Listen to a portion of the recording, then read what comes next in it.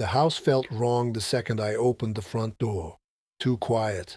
No nails clicking across the floor, no barking, no leash hanging beside the coat rack. Then I noticed the empty food bowls near the kitchen sink and asked my son where Buddy was. He wouldn't look at me when he answered. "He's gone, Dad." That was all he said at first. Just those two words while standing there in my kitchen with his car keys still in his hand, like he hadn't even planned on staying long enough to explain. I remember gripping the counter because my legs still felt weak from the hospital. 4 days earlier, I'd collapsed in the driveway trying to carry groceries inside. Heart trouble, they said. Stress. Blood pressure through the roof. At 74, your body starts keeping score, whether you want it to or not. Gone where? I asked.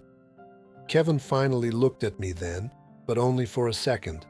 I found him another place. I honestly thought I misheard him. Buddy was a 12-year-old golden retriever with cloudy eyes and bad hips. That dog slept beside my bed every night since my wife Ellen died 6 years ago. He sat with me through every quiet morning and every lonely supper in that house. After Ellen passed, Buddy was the only living thing that still waited for me to come home. "You what?" Kevin sighed hard, like I was the difficult one. "Dad, you were in the hospital. Nobody knew if you were coming back home. I was gone 4 days. You could barely breathe when they took you out on that stretcher." I stared at him, my own son, 43 years old and talking to me like I was already halfway in the grave. "Where's my dog?" "He's somewhere safe." That word hit me wrong. Safe. Buddy had been safe his whole life. Safe with me. I shuffled past him into the living room. Buddy's old blanket was missing from beside the recliner. So were his medications. Even the framed photo of him sitting in the fishing boat with me at Lake Granby was gone from the shelf. This wasn't temporary. "You had no right," I said quietly. Kevin rubbed his forehead. "Dad, you can't take care of a dog anymore. You can barely take care of yourself." That one sat heavy in my chest. 3 months earlier, Kevin started pushing harder about selling the house. Said the stairs were dangerous. Said I needed assisted living. Every conversation somehow ended with him mentioning retirement communities and estate planning brochures. I always told him no. That house in Cedar Falls was the only thing I had left that still felt like my life. Then I noticed something else. The cabinet drawer beside the refrigerator was slightly open. That was where I kept Buddy's adoption papers and my will. I walked over slow and pulled it open wider. The folder was crooked like somebody had gone through it in a hurry. Behind me, Kevin said, "Dad." I turned around. "When exactly did you decide Buddy needed a new home?" I asked. Kevin's jaw tightened. "Can we not do this right now?" "No, we're doing it now." He looked exhausted suddenly, angry too, but underneath it, nervous. And that was the moment something cold started crawling up my spine, because my son still hadn't told me where Buddy was. And deep down, I think he already knew I was never supposed to find him.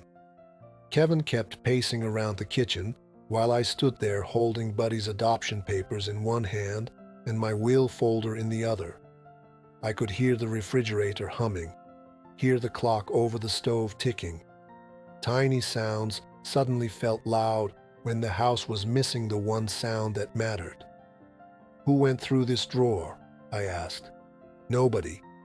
"You're lying." His face hardened. Same look his mother used to give me when she knew I'd already caught her in something. "I was looking for insurance papers while you were in the hospital," he said finally. "You don't even know where I keep my insurance papers." "That's not the point." "It sure as hell is." He let out a sharp breath and walked to the sink. "Dad, you were unconscious for almost a day. The doctors called me because somebody had to make decisions. I'm aware of that, and somebody had to think about what happens next." I stared at him. "So you gave away my dog?" "I rehomed him." I hated that word immediately. Buddy wasn't a couch somebody dragged to the curb. Where is he? Kevin shook his head. You'll just upset yourself. That answer scared me more than anything. I grabbed my coat off the chair. My chest still hurt from the surgery, but I didn't care. Dad, where are you going? To get my dog. You can barely walk down the driveway. I ignored him and headed for the front door. He followed fast behind me. You don't even know where he is. Then tell me. Kevin grabbed the door before I could open it all the way. Not rough exactly, but firm enough to stop me. That was the first moment in my entire life my son ever physically blocked me from leaving my own house. We both noticed it. His hand slowly came off the door. I'm trying to help you, he said quietly. No, I whispered. You're trying to control me. His eyes flashed then, angry, defensive.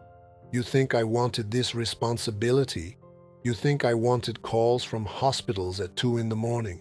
You think I wanted to clean up this house while you lay there hooked to tubes? What did you throw away? His mouth shut instantly.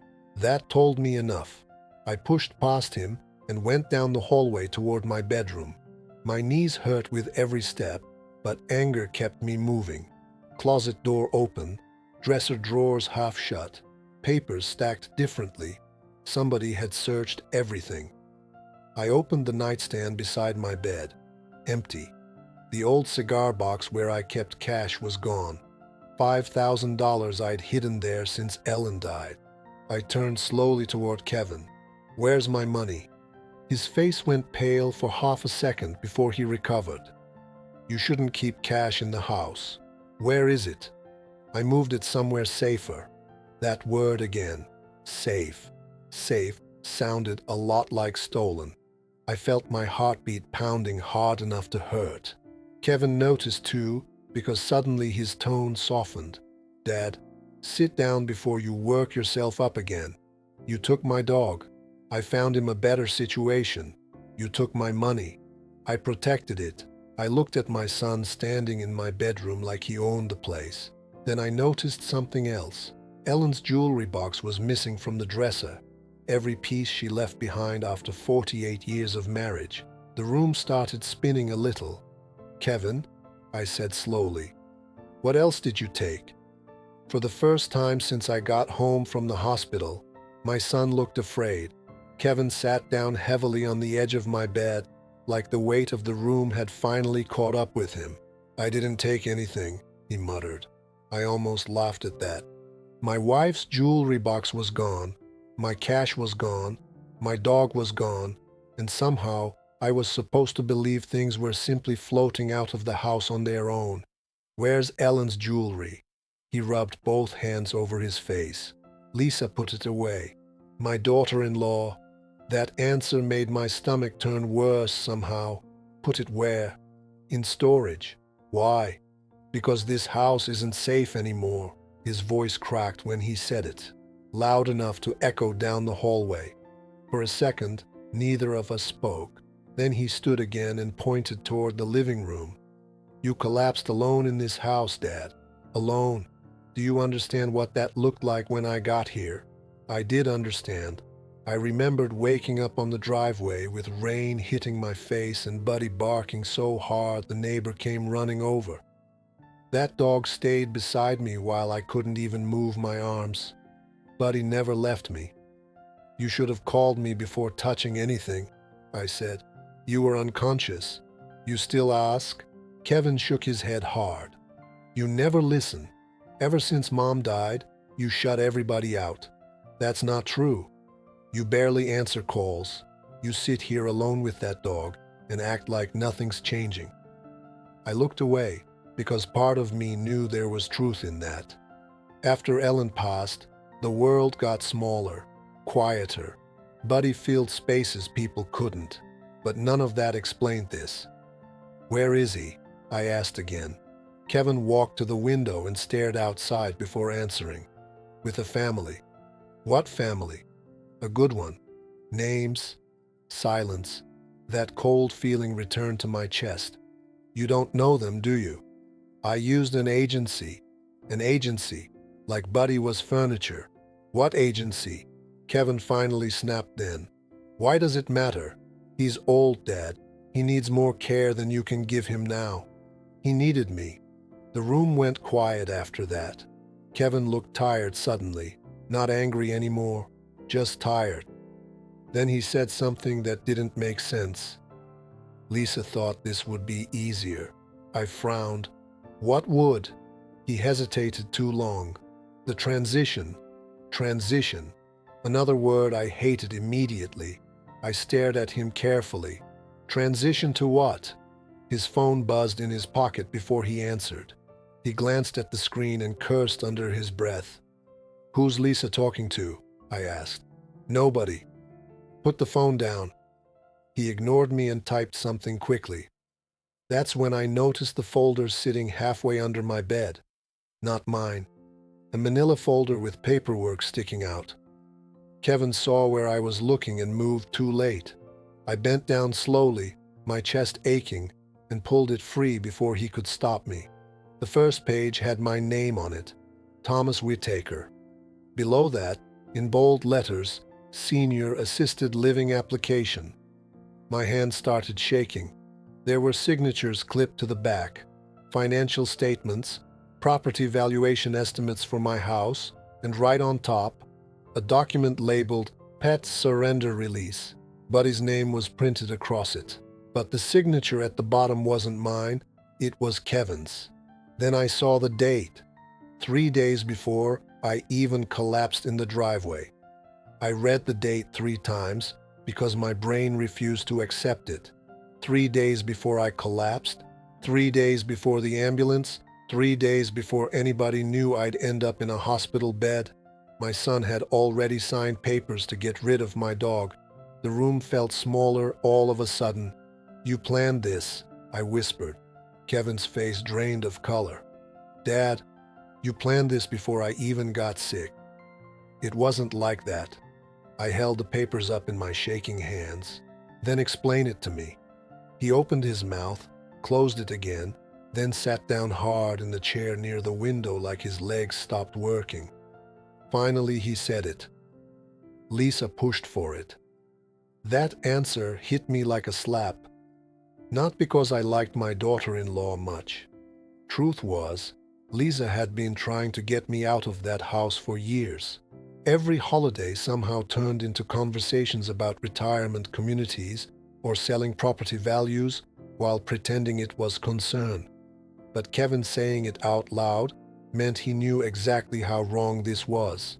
She thought, if you moved somewhere smaller, he swallowed hard, the house could help us. I stared at him. Help us. That house was paid off because Ellen and I worked ourselves half dead for 40 years. I worked double shifts at the rail yard. Ellen cleaned motel rooms while raising Kevin. We skipped vacations, fixed our own plumbing, ate canned soup through winters so mortgage payments stayed on time. And now my son was sitting there talking about my home like it was an emergency fund. How bad are you in debt? His silence answered first. Then he finally whispered, very. I closed my eyes. Credit cards? I asked. He nodded. The business? Another nod. Gambling. His eyes snapped toward me. That one landed. Oh my God. It started small. My knees nearly gave out. Lisa's little online boutique failed almost a year earlier. After that, Kevin got mixed up in sports betting.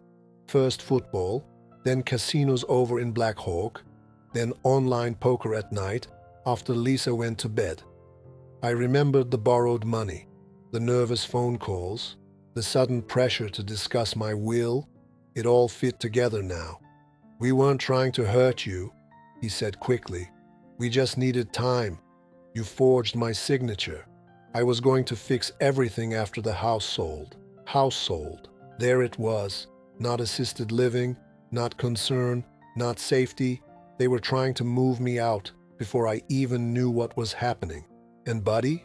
I asked quietly. Kevin looked away immediately. That terrified me. Kevin. His eyes filled suddenly.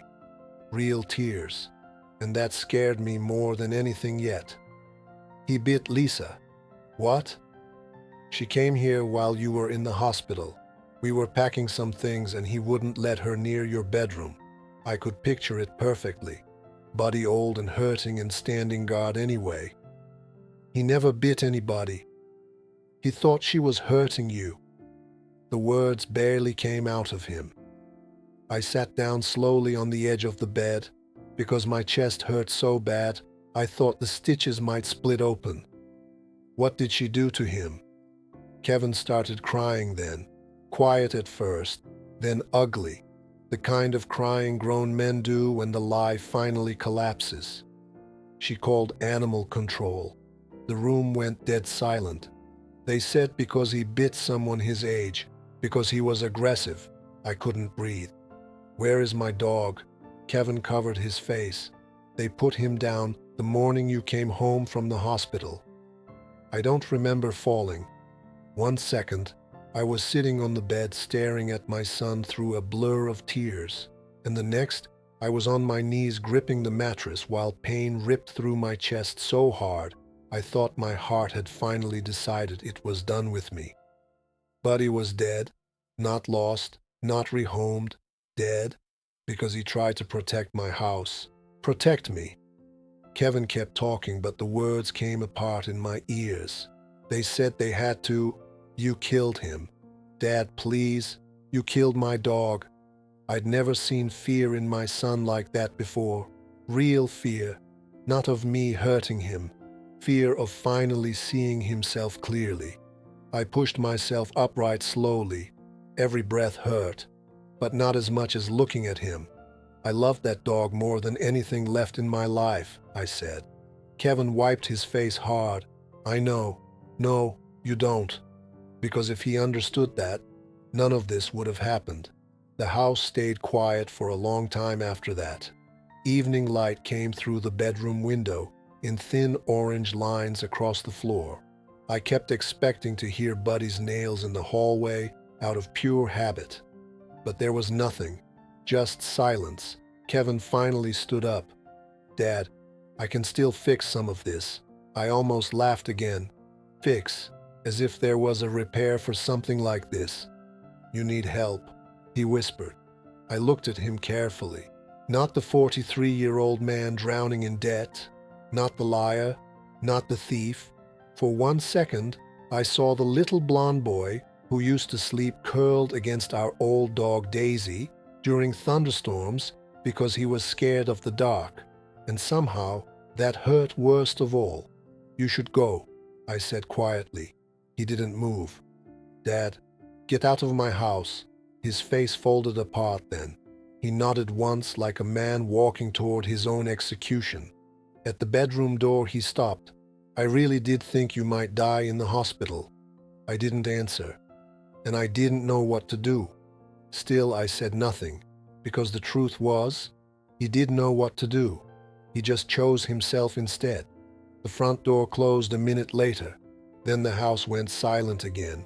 I sat there until after dark. Finally, I forced myself up and walked slowly down the hallway toward the living room. My chest burned with every step. Buddy's blanket was gone, but one thing had been missed. His old tennis ball sat underneath the recliner, half covered in dust. I picked it up and held it in both hands. There was still one long golden hair stuck to the cracked green surface. And for the first time since Ellen's funeral 6 years earlier, I cried so hard I couldn't make a sound. If this story hit you hard, let me know in the comments what you would have done in his place. And if you believe family, trust, and dignity still matter, subscribe for more real emotional stories like this one.